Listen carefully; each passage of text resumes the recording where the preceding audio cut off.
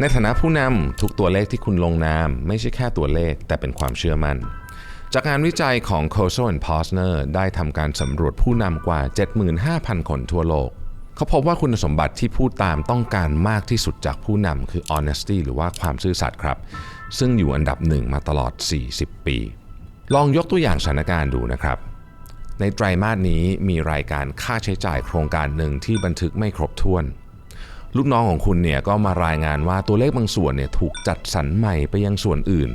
เพื่อให้งบประมาณนั้นสมดุลไม่ให้บางโครงการมีรายจ่ายมากเกินไปและผู้สอบบัญชีก็กำลังจะเข้ามาตรวจสอบในสัปดาห์หน้าแล้วคุณจะทำยังไงครับผมมีตัวเลือกให้คุณ2ข้อนะครับ Choice A สั่งให้ลูกน้องแก้ไขการบันทึกให้ถูกต้องตามความเป็นจริงทันทีและให้ความร่วมมือกับผู้สอบบัญชีเต็มที่ Choice B ปล่อยผ่านเพราะตัวเลขโดยรวมนั้นยังถูกต้องไม่ได้มีส่วนที่เบิกเกิน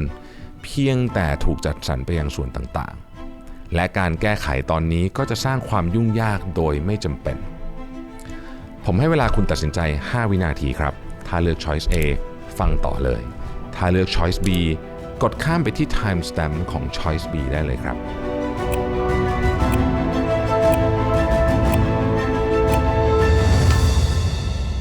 ถ้าคุณเลือก Choice A คุณคือ Integrity Driven Leader เป็นผู้นำที่ขับเคลื่อนด้วยความจริงและความรับผิดชอบคุณเลือกความถูกต้องมากกว่าความสบายเฉพาะหน้าเอมี่ เอ็ดมันสันจาก Harvard นะครับพบว่าทีมที่มี Speak Up Culture ซึ่งเกิดขึ้นได้เมื่อผู้นำนั้นเปิดเผยและรับผิดชอบต่อความผิดพลาดของตัวเองจะมีประสิทธิภาพสูงกว่าและปัญหาถูกระบุและแก้ไขได้เร็วกว่าแทนที่จะสะสมจนระเบิดการทำแบบนี้ช่วยปกป้ององค์กรในระยะยาวและการสร้าง Speak Up Culture ทำให้ทีมงานกล้ารายงานปัญหาที่แท้จริงยึดความถูกต้องมากกว่าการแก้ปัญหาเฉพาะหน้าให้จบไป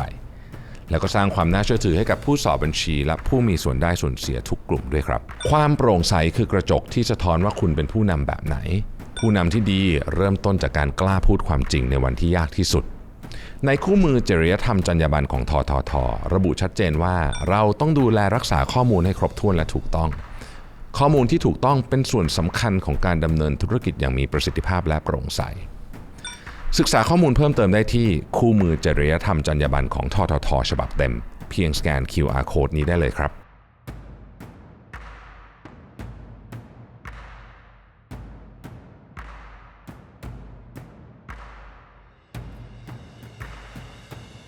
ถ้าคุณเลือก Choice B คุณคือ The Short Term Protector เป็นผู้นำที่ปกป้องภาพลักษณ์ระยะสั้นตราบใดที่ภาพรวมยังโอเครายละเอียดไม่จำเป็นต้องสมบูรณ์ผมขอยกตัวอย่างเรื่องของภัยพิบัติกระสวยอวกาศ Challenger นะครับตอนนั้นเนี่ย NASA ก็สร้างกระสวยอวกาศขึ้นมานะครับแล้วก็ในกระบวนการนี้ก็มีวิศวกรหนุ่มคนนึงเนี่ยเขาทักท้วงว่าชิ้นส่วนอันหนึ่งนะฮะที่เรียกว่า O-ring เนี่ยมัน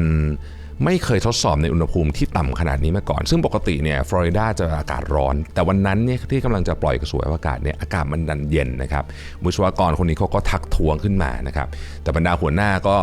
ไม่สนใจแล้วก็เซ็นปล่อยผ่านไปแล้วก็กระสวยอวกาศ Challenger เนี่ยก็ถูกปล่อยออกไปนะครับแล้วก็ใช้เวลาเพียงแค่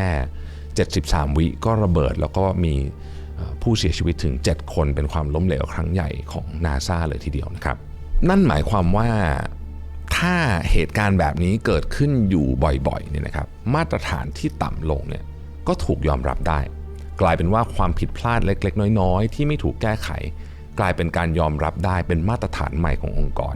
ซึ่งส่งผลเสียในภายหลังอย่างแน่นอนในกรณีนี้นะครับผลประกอบการก็อาจจะดูดีนะครับแต่ข้อมูลทางงบการเงินที่ไม่ถูกต้องเป็นสิ่งที่ไม่มีวันหายไปได้เองมันจะสะสมและซับซ้อนขึ้นเรื่อยๆเมื่อผู้สอบบัญชีพบความคลาดเคลื่อนความรับผิดชอบจะตกอยู่ที่คุณซึ่งเป็นคนลงนามไม่ใช่ลูกน้องของคุณและที่สำคัญกว่านั้นคุณกำลังสร้างวัฒนธรรมในการซ่อนปัญหาความโปร่งใสคือกระจกที่สะท้อนว่าคุณเป็นผู้นำแบบไหนผู้นำที่ดีเริ่มต้นจากการกล้าพูดความจริงในวันที่ยากที่สุดในคู่มือจริยธรรมจรรยาบรรณของททท.ระบุชัดเจนว่าเราต้องดูแลรักษาข้อมูลให้ครบถ้วนและถูกต้องข้อมูลที่ถูกต้องเป็นส่วนสำคัญของการดำเนินธุรกิจอย่างมีประสิทธิภาพและโปร่งใส